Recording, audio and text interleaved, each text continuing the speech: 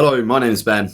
And my name's Josh. Welcome back to FPL Graduates. Welcome back to another video where myself and Josh are going to be revealing our game week one teams for FPL this season. We're so looking forward to it. Before we get into the video, make sure to like and subscribe to the YouTube channel. We're trying to push to as many subscribers as we can by the game week one deadline, really. Why not? So make sure to subscribe. A few of you who are watching this right now aren't, so make sure you do. Let's get into my team first. Okay, so starting off with my keeper and defenders. We're going in with David Raya in goal at 5.5 million. He's the cheapest route into that Arsenal defence, which is by far the best in the league. I'm very tempted to look at a potential double up in this defence. Of course, we are FPL managers. We'll tinker all the way to the deadline, so this may not be set in stone, but it's as close as you can really get because we are so close to the deadline. David Raya, the cheapest route in. Of course, I'm aware that there's attacking threat in those centre-backs, but for 0.5 million less, you can get quite a lot more with that elsewhere in the team. In defence, I've got my favourite 4.5 million defender. It is Hall of Newcastle. Attacking threat, that left back spot should be his going into the start of the season. It's his spot to lose. He's been fantastic in pre-season, a goal and assist, a lot of attacking threat, and some decent fixtures to go with that. Another team that I think has been underrated almost is the Spurs team. Pedro Porro is in there again. With Spurs, all of their players have had a pretty much a full pre-season, which is fantastic to see. So really excited to see what happens. Again, towards the back end of the season, looks relatively decent going forwards. Pedro Porro, of course, has huge attacking threat at 5.5 million. He could be a bargain. Maybe FPL could have priced him 0.5 more, but they haven't. And Gvardiol is also in there for Manchester City, albeit I do think he starts the season potentially sort of as in a role that's maybe not as attacking. But as we get through the first few game weeks of the season, I think his role grows as we saw last season in particular, and he may get sort of big freedom. And to be honest, I want at least double up on Manchester City for their game week 2 fixture as well. Josh, what are your thoughts on the defence? Yeah, I think they're all very good picks in their own right. Obviously, David Raya might not be the best goalkeeper necessarily, but he gets you that Arsenal defensive coverage for 0.5 cheaper than you can get it anywhere else. Obviously, there is that question mark about potential rotation in their defence. Despite the goal threat, I think he is still a really good option to go for. I agree with Lewis Hall as well. Like, all Newcastle fans seem to think that he will be their left back this season. So fingers crossed they're correct and that Eddie Howe does continue to pick him, because I think he potentially has the capability to be a game breaker, especially at his price at 4.5 million. If we see that Newcastle defence from 2 seasons ago really strong with Nick Pope in goal. Gvardiol I like, and again, sort of reiterate what you say in terms of, I don't think he will be that attacking to start the season, but we will see that later on as those players get reintroduced to the team, like the Rodris, the Fodens, and the players who are later back from the tournament competitions. And again, yeah, Pedro Porro, he's in my draft. I think Spurs assets in general getting overlooked. Obviously, pretty much all of them have had a full pre-season all together, which is really, really rare nowadays. If you look at Man City, there's literally a select handful of players in their first team who have actually been together in pre-season. So yeah, for me, that's a really strong backline and it sets you up well. Okay, so moving on into the midfield, and my theme really for the team is to have coverage of all the potential price points that I could want to go to. In the defence, of course, I've made sure I've got 1 or 2 premiums in there to move to a different premium if so called, and I've done the same here with the midfield. I've gone for my premium pick in Mo Salah. He's the most expensive out of all the premium midfielders, and I think it's a sensible call to go with him if you're sort of feeling a bit more conservative. I'd definitely go for him. And Liverpool have looked decent in pre-season. They've not lost. They've looked very attacking, albeit Salah hasn't been involved in all the goals all the time. I think the goals will spread out and be shared a little bit more in this Liverpool team this season. Salah will still be very much instrumental. The fixtures are really decent as well. At the moment, he's currently my captain at the moment. I think that could potentially change before the deadline. It just really depends how hot I am on that Newcastle team. We've also got Morgan Rogers in there. Again, out of the 5 million midfielders options that we have, I think he is the safest in terms of minutes. He could potentially start the season up top. Villa have been trying out a 2 up top formation, and Rogers could start the season up there if Watkins isn't up to full fitness. And I think his minutes are fairly secure as well. I wanted to get at least one 6.5 million midfielder in there because there are so many options. Some of them do have sort of their downsides in terms of potential minutes, rotation, etc. In Kunku, I don't think that is there. In pre-season, Maresca said he's so versatile; he can play in so many different positions. And again, he's looked decent in pre-season as well. Let's see if he can sort of continue that. He's got a lot of minutes in the tank. I'm fairly excited to see him sort of hit the heights that we're hoping he can. His expected goal involvement numbers from last season were fantastic, albeit it was sort of a low sort of number of minutes that we saw. Anthony Gordon as well in there. I'm really excited for him this season. I genuinely think that he could have a sort of Premier League Player of the Year sort of style season.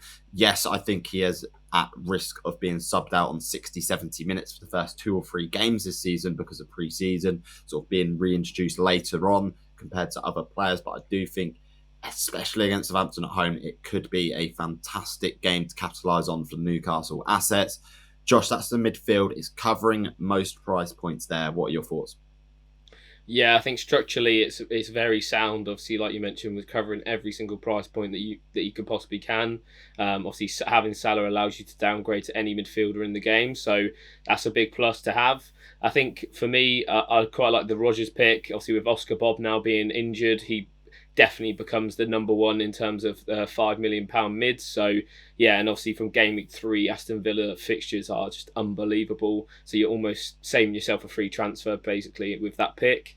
In Kunku for me, I think it's just the thought of Chelsea at the moment where they're getting deals done left, right, and centre. There's advanced talks with João Felix, Victor Osimhen.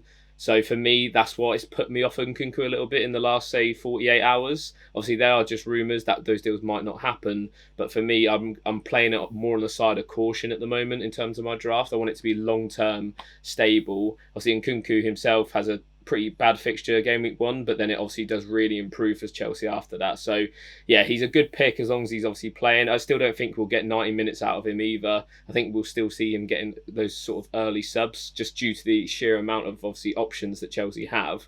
Gordon, I agree with you though. I think he's going to be fantastic. I'm not really concerned about the minutes either. I think he still will play if the game's there to be won. He'll still be kept on the pitch.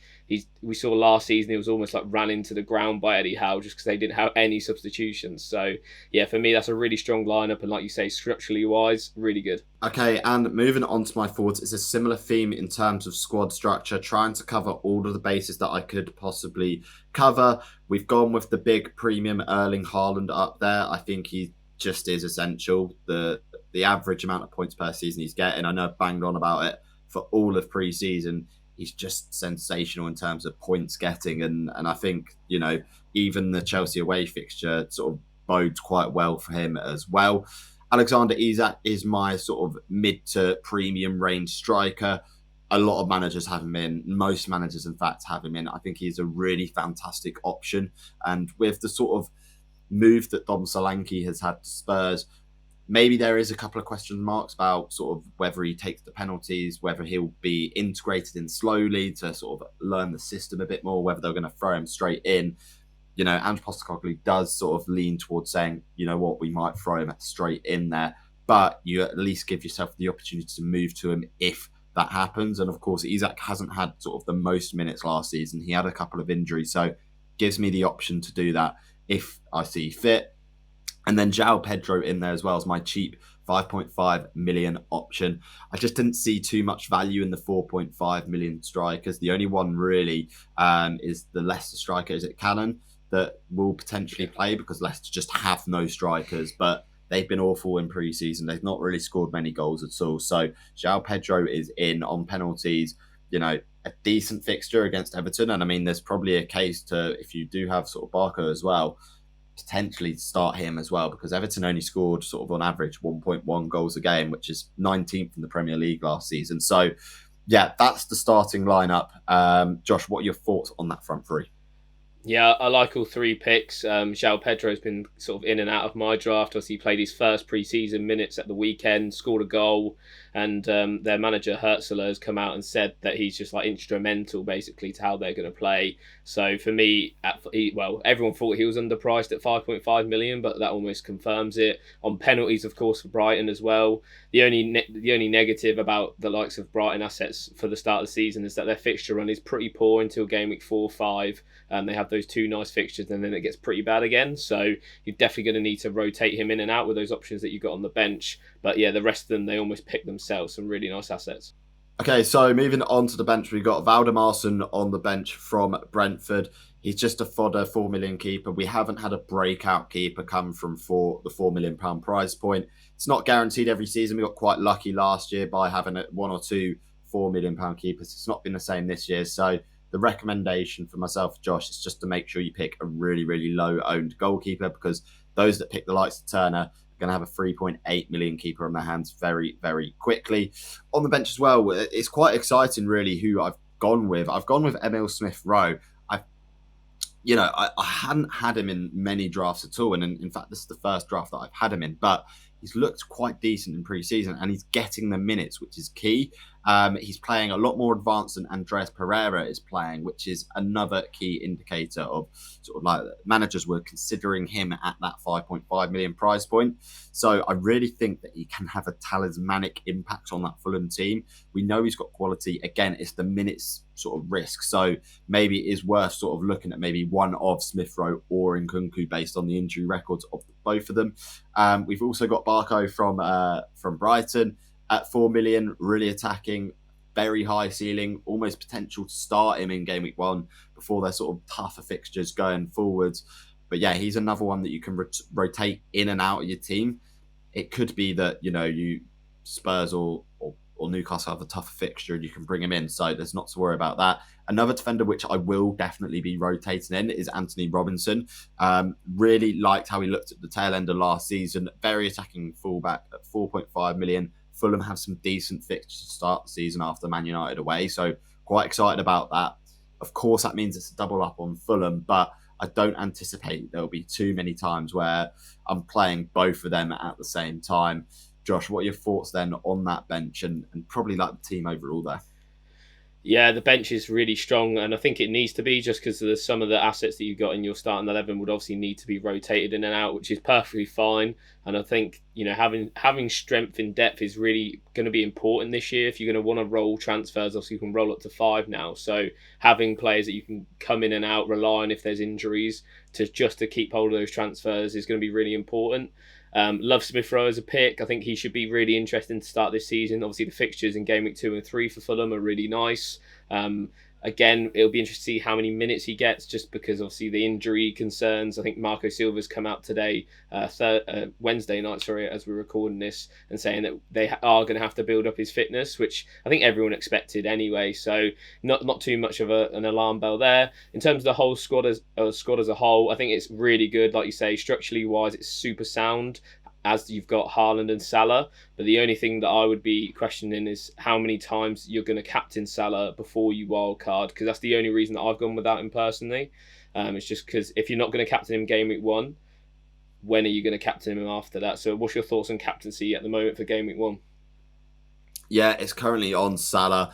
I'm sort of tossing it up between him and Alexander Isak, and that's the consideration I've really got to make with my team here, because Salah does take up a big chunk of the budget here, and if I do want to potentially double up on the Arsenal defence, that does mean sacrificing Salah, but also means the introduction of Jota, who could potentially have just as high a ceiling as Salah, which is really, really interesting to see. Of course, there is more of that minutes risk with Jota because, again, like you said, with Jota, he had an injury hit season last year. So the fact that if I went to him, I'd definitely have to get rid of Nkunku and maybe sort of upgrade him to Bukayo Saka or a Cole Palmer or someone like that as well. So it's worth considering, and I think you've just got to balance out the number of sort of players that have a risk of minutes there. Your Nkunku's, your Smith Rowes, etc., your Jotas, and sort of go towards maybe two maximum 3 to cover yourself at all times in case you need to go into that bench.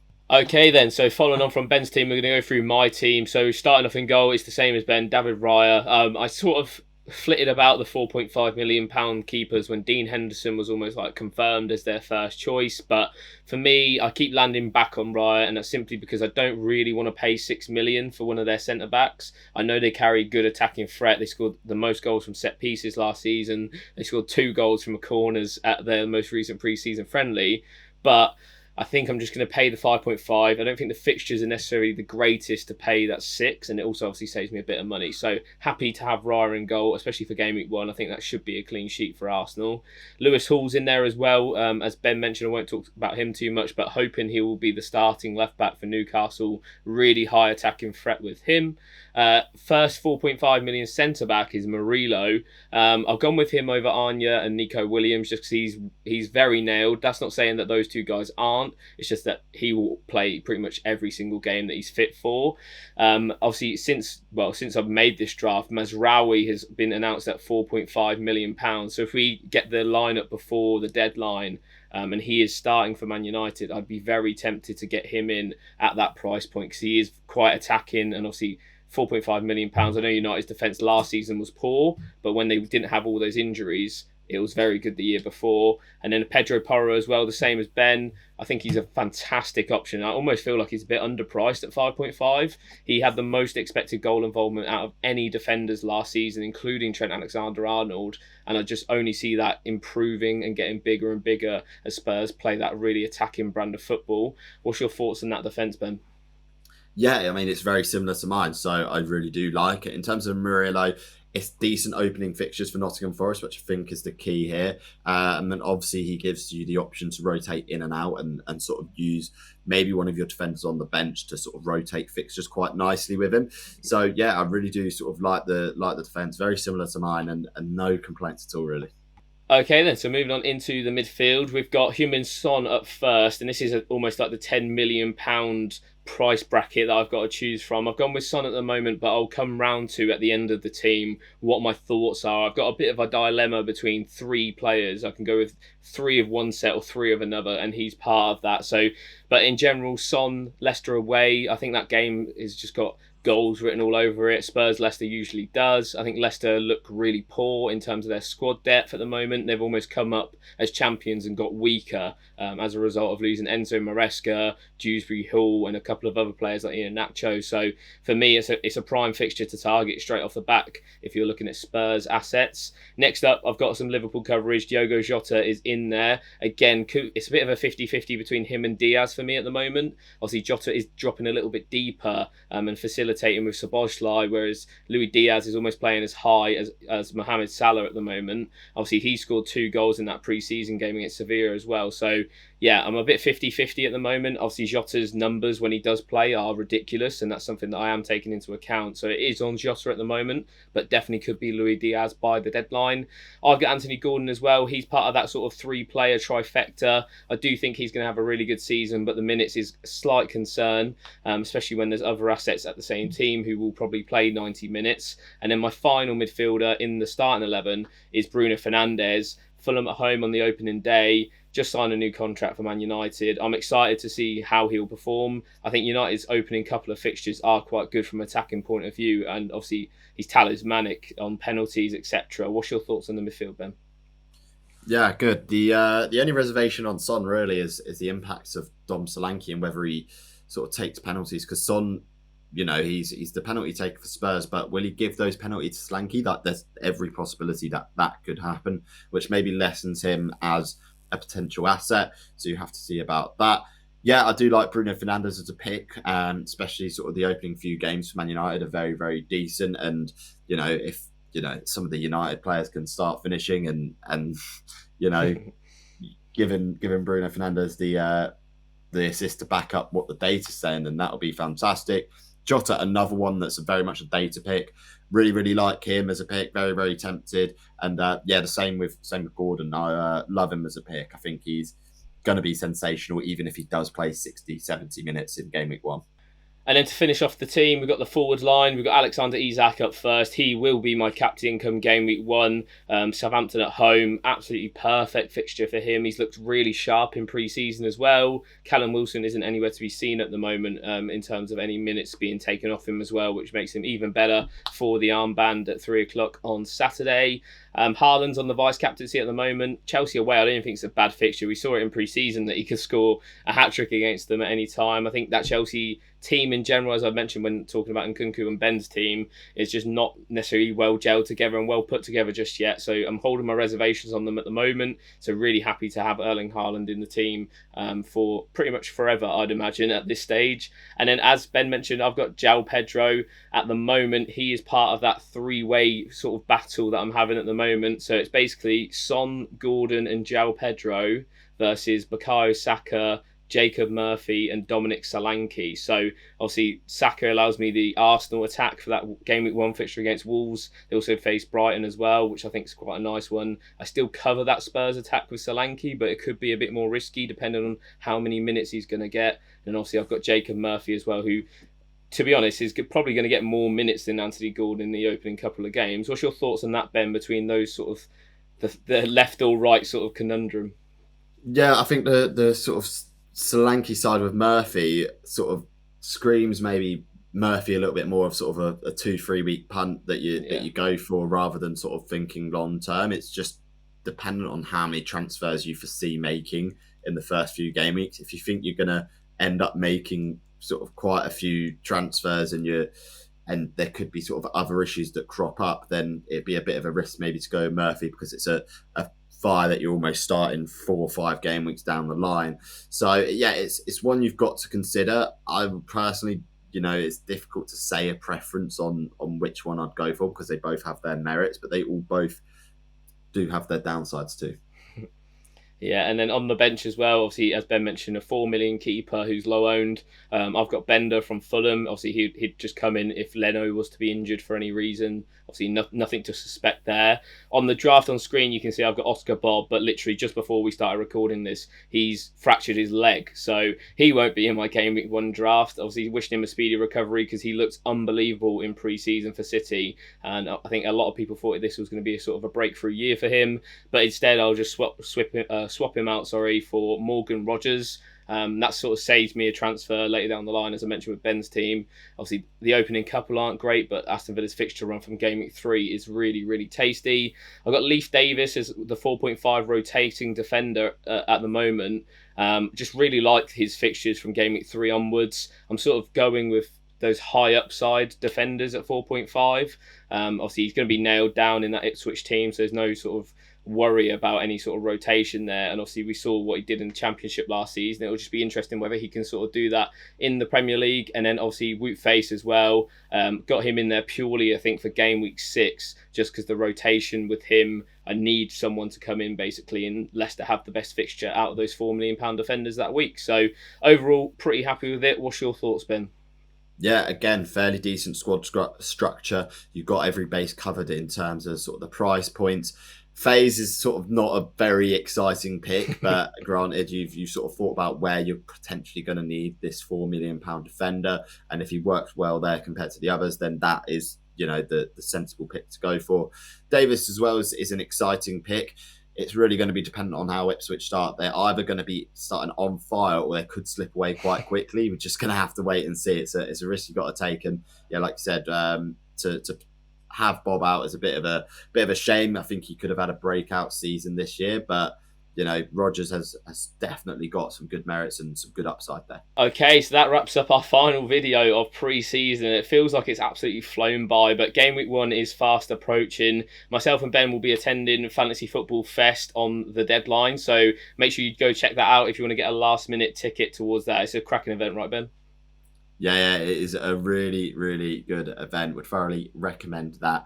And as always, please remember to like, comment, and subscribe to the FPL Graduates. I've been Ben. I've been Josh.